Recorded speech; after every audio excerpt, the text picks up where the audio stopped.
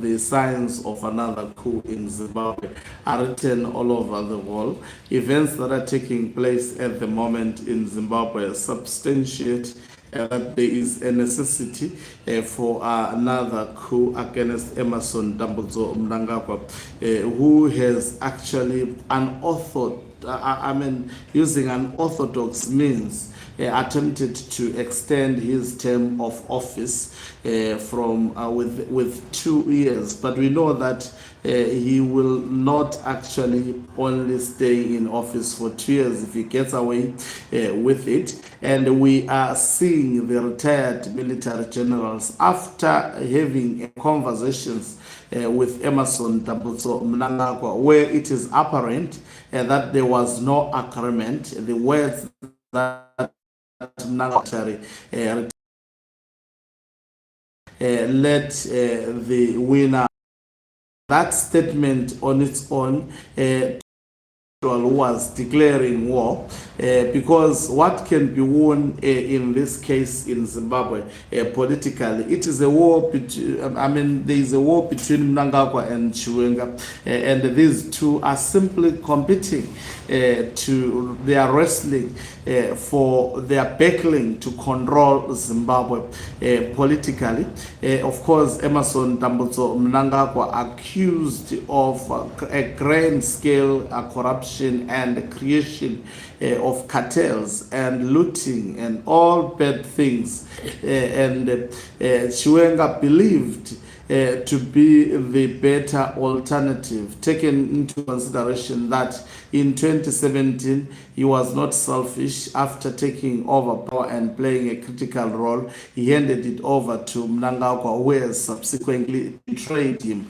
Greetings and welcome to your lovely channel, the Hlonipani Global News. If you're watching us for the very first time, please do remember to press the red or black subscribe button, so that next time when we beam live, you become the very first one to watch us. I think when we saw the wedding, we thought ZANU-PF was celebrating. When we saw the birthdays, everybody thought it was almost, I could tell even Barakashis and Professor Jonathan Moyo have been actually projecting this notion that when it comes to Constitutional Amendment Bill number 3 of 2026, it's a done deal. But from the look of things, from the developments that have been taking place as of yesterday, the situation it does not show any signs of being easy on the part of Emerson Mnangagwa. If there is anything, he is shocked. He has been shaken. If you want to see that Mnangagwa has been shaken, look at Themba Mliswa. Themba Mliswa, after Mchena released that statement, it wouldn't have taken him an hour to respond to Mchena, but he did not respond. Up to now, I'm waiting for his response. I know sometimes when they hear this channel, they listen to it, by the way, so carefully. He may respond, and it will be interesting also to hear his response, and his response coming after hours after Mchena made pronouncements. And we are seeing constituencies at the moment. I can confirm that almost above constituencies have taken their members of parliament to the Constitutional Court, and their message is clear. Your extension of term in 2 years is illegal. They are challenged on this basis, and Chiwenga is bringing the war not only to the doorstep of Mnangagwa, but also to the doorstep of the members of parliament, which will make it trickier for them. And I'm sure there is more strategy, because now we've seen Mnangagwa realizing that the members of parliament are intimidation. This is nothing less than an intimidation. And I'm sure they slept, maybe dreaming, kicking their doors, opening because of the way the situation is unfolding in Zimbabwe at the moment. It's very, very scary. If I was an MP, I would think twice seeing my constituency deciding to take me. And also, I'm really following through to see these members of parliament whose constitutional court challenges have been leaked. I wonder whether are they supporters of Mnangagwa or retired General Chwenga. I can attest to you, viewers, that there is really a grand plan behind this. It's not just a mere coincidence. And Chwenga, as well as the retired generals, they are portraying themselves as strategists in the politics of Zimbabwe. And the net is really closing for Emmerson Mnangagwa. Yesterday, his supporters, such as Ziambi, they seemed shaken when they were asked about the timelines. All of a sudden, they were not sure of the timelines. But in the rallies of ZANU-PF in few days ago, they were so certain that by the end of June. And by the way, there is something I read about tonight. Let me just go through it. I'm tempted also to share it here because it is related to what is happening regarding the timelines. And these are people who do not speak based on ignorance. When you hear them putting something on record, it is based on information that would have relayed to them.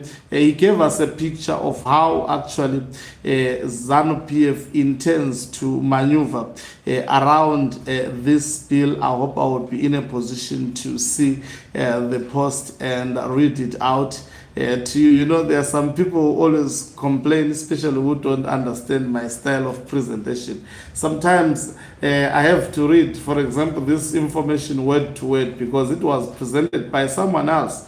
So Tendai Biti says, they have crossed the Rubicon.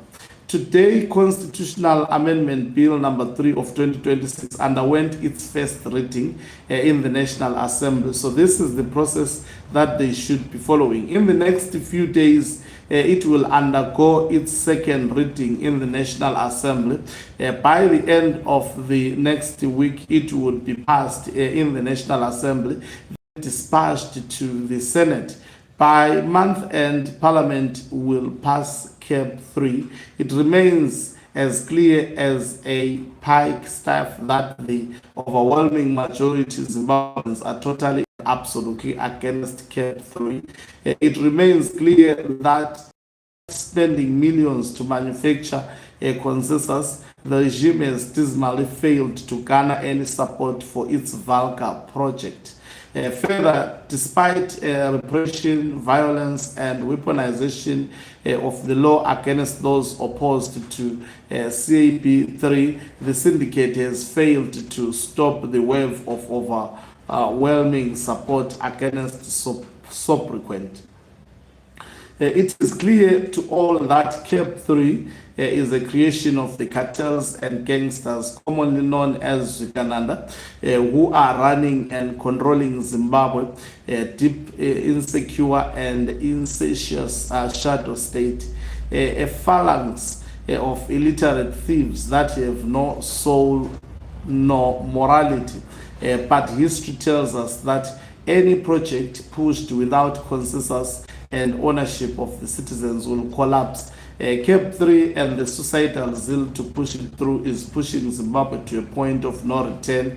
We have been here before. This is a tired script that has consumed us before. It is not too late for the cabal to withdraw the bill.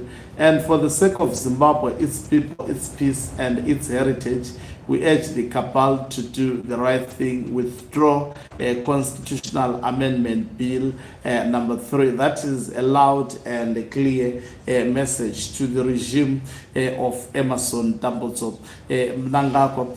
I'm also quite interested. I think I'll be bringing you this, especially today. There is more that is happening also within ZANU-PF. There are a lot of issues that are being implemented by Emmerson Mnangagwa, which are overwhelmingly opposed by the people of Zimbabwe. But we hope we will be in a position, since today I started in the morning, to exhaust all of them. So I see Barakashis, they are trying to control the narrative, but this appears and proves to be bigger than them. So there are many activities that would be taking place today, as well as the second reading, and one wonders why so fast. Yesterday was the first reading, and today it is the second reading, and ZANU-PF is busy also trying to campaign for constitutional amendment bill number 3. I see notice ZANU-PF National Cell Day on 27 June 2026. There will be that cell day. You remember it was it last year or this year? So they are repeating it again. That is what has been posted. Here I see a picture of ZANU-PF Secretary General Vogedefen and accompanied by officials from both ZANU-PF and Parliament participated. Oh, he is in Belarus party.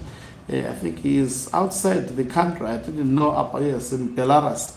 And that's why we saw someone trying to push the bill. It's quite interesting.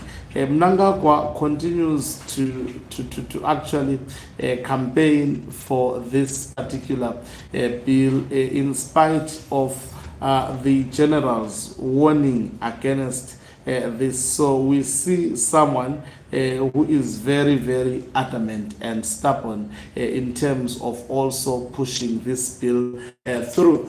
So this can attest to one thing: there will be a confrontation. Both sides, there is no side which wants to back down. How will then this be solved? This would be easily solved through a confrontation. If you are watching and if you are reading the political lines in Zimbabwe, you can attest and see that confrontations have already started.